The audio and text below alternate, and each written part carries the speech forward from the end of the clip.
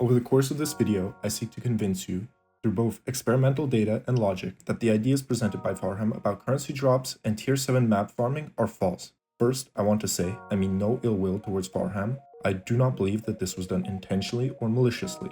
That said, incredible results require incredible scrutiny, and here, Farham has failed. I'll start with the experimental data, as I believe it's the most conclusive proof. This is largely due to a difference in testing methodology, as I chose to use researcher strongboxes to record my data.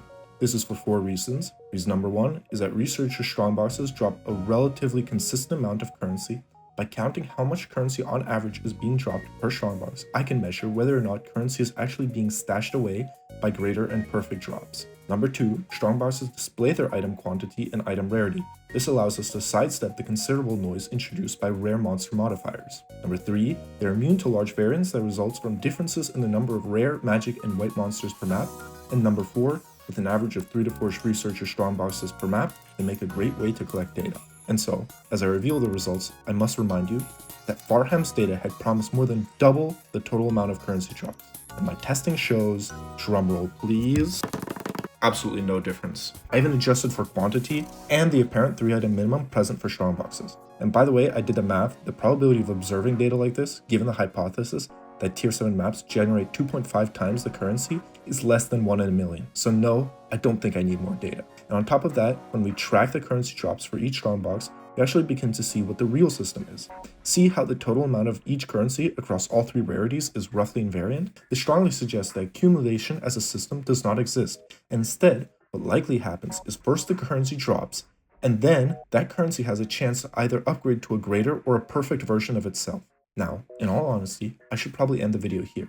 However, I want to give 3 more, albeit less definitive reasons why the results of Farham's experiment should be called into question. Number 1. The hypothesis that Farham presents does not even line up with his own data. Given Farham's hypothesis, the sum total over normal, greater, and perfect versions of a currency should have statistically significant differences between the T15 and T7 map tests. However, this is not reflected in the data, as neither chaos drops nor transmutation drops experience this. This is especially damning since they exist at the opposite ends of the rarity spectrum, meaning it cannot be attributed to rarity. Number 2, by analyzing market data, we can get a decent estimate as to the impact a currency farming strategy can have. And so, given both how easy it is to start tier 7 mapping, and that we would expect a 2.5x increase in currency drops, I think it is quite reasonable that we should expect to see a noticeable increase in the number of divines on the market, and yet there is none. While on the flip side, we see a significant decrease in the volume of greater chaos orbs being traded as a result of this video. Number 3, general player sentiment. And so, I might sound like a broken clock here, but Farham promised us over 2.5 times the amount of currency should be dropping in tier 7 maps. You know what it's equivalent to? 150% quantity. This is insane. If what Farham promised was true, it would be almost impossible to have a bad map with this setup. And yet, what do we see?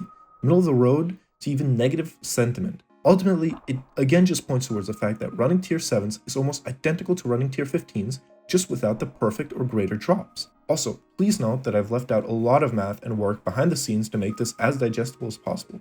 I'll be leaving the data I've collected in a Google Drive folder to let people check my findings.